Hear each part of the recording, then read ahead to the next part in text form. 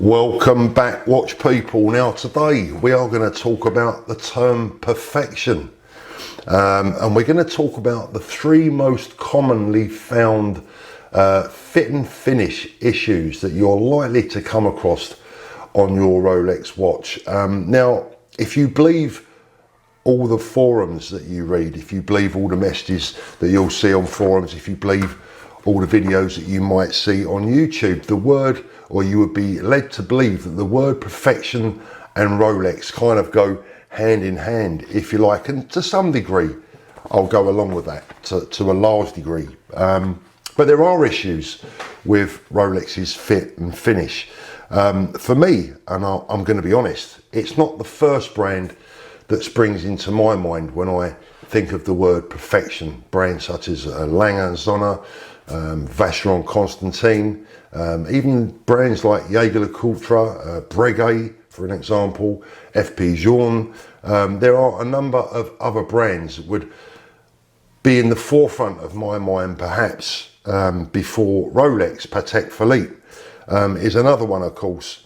I think if you're going to be super fussy, then you can probably find a fault with just about any watch that you choose to pick up, and that will come from any brand. But Rolex in particular, being the brand that they are, the world's #1 as far as public knowledge is concerned, at least, and public recognition, there are three concerns for me, three major fit and finish issues that I see regularly reported, and no doubt as potential Rolex owners you may have come across at least one of these. So let's go through them. The first one, and this is relevant particularly to, obviously, to sports watches, and that is bezel alignment or bezel misalignment, whichever term you choose to use or prefer. Now I'm going to throw some images up during this video so that you know exactly what I'm talking about, and I've made some notes, so please excuse me whilst I refer to them. So I'm going to throw up a couple of watches on the screen,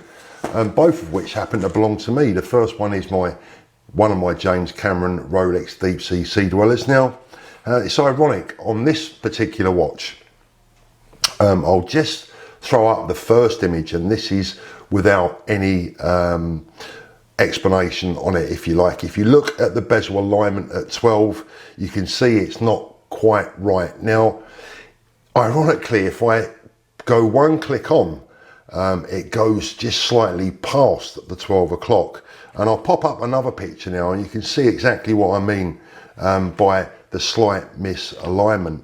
Now I'm going to be perfectly honest, on the James Cameron I've had to ever so slightly exaggerate it so that you can tell exactly what I mean, but that misalignment is there even though it's barely noticeable. Now the second watch that I'm going to put up is also a Sea Dweller. It's the Steel and Gold Sea Dweller. Now this watch, again, as you can see, the bezel alignment is not perfect. It was easier to fix with the old single one series sports watches because your watchmaker could simply remove the bezel insert and realign it so that it was absolutely perfect, bang on at 12 o'clock. Of course, that's not possible with the newer, later 1 series ceramic versions. So that's the first issue, and you'll come across this quite a lot. If you go onto any Rolex forum, you will probably find a number of people asking for explanations or a quick fix. And the biggest question is, look, if you buy a new Rolex and it's like that, the bezel isn't perfectly aligned, are you entitled to take that watch back and get it realigned? Well, I guess the answer to that is yes. But I think you'll probably get short thrift and a raised eyebrow or two from your authorised dealer should you decide that you want to take that back for bezel realignment. It wouldn't actually surprise me if they said, well, look, just give us the watch back and we'll refund you and sell it to someone else. Now the second most common issue found with new Rolex watches, brand new Rolex watches, and it's something that does concern a lot of people, and I've got to say, you know, if you suffer from OCD, this is probably not the best video in the world for you to watch, guys, because it's certainly not going to help your condition. So the second issue that we're going to talk about is crown alignment on the crown. And again, I'll pop a couple of pictures up to show you. This is my Rolex Deep Sea Dweller, which does actually align properly. I've deliberately left this crown pointing to one side for you as an example, and I'll pop in another image, shows you exactly where a lot of people want the crown to sit, vertical, straight up.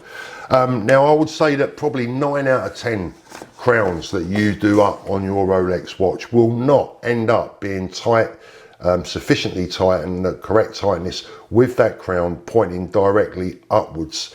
Very few watches actually do that, and a lot of people over the years have come to me and asked why, asked if they can fix it, asked if it's an issue, asked if it's a fault. I don't believe that it's a fault, if that's the right word, that Rolex particularly want to recognise. They will dismiss that. I'm 99.9% sure they'll dismiss that and say, look, you know, we don't guarantee that the crown will sit vertically. But there are a lot of people out there who like their crowns to sit in that position and are not happy unless they do so. And of course, if you put the first issue and the second issue together, if you suffer from OCD, where as far as your watches are concerned, you've obviously got a bit of an issue. Now, the third thing that I want to go through today, and I'm not sure that this is a design fault or a manufacturing fault or a fit and finish fault. It's something that could be, certainly it could be potentially be improved on. Now, over the years, I would say this is an issue that's probably got slightly worse. So what I'm going to do is I'm going to pop up an image of a Rolex Oyster bracelet, and I want you to look at the screws that lie within that bracelet. Now, in years gone by, certainly on the single one series models, I always found those screws relatively easy to remove and replace. Never ever had any real problems getting screws out of Rolex bracelets. For me, in the past, that's been one of Rolex's big pluses when it comes to bracelets, that they're actually easy to fit and remove links.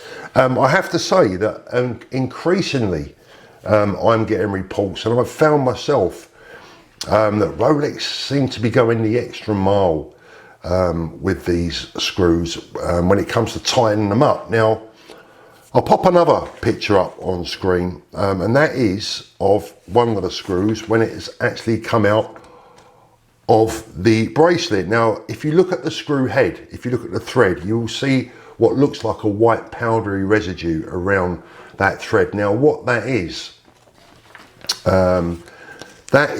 a thread locker that Rolex put into all of their bracelets. Now, whether they're using a different type of thread locker, because they've been using this for years, it's not something new, whether there's a new tighter tolerance, whether they're using more or a stronger thread locker, I don't know, but these pins seem to be getting harder and harder and harder to remove. Now, it is still relatively easier done, but what you do want is you want the right tools if you don't want to damage your watch. Now, let me just go through one or two of the things that you are definitely going to need if you're going to avoid damaging either the screws, the screw heads, or indeed, worst of all, the bracelet itself. Because let me pop up a little image of what will happen to those pins and those screw heads if you try and remove them or replace them with the wrong size screwdriver.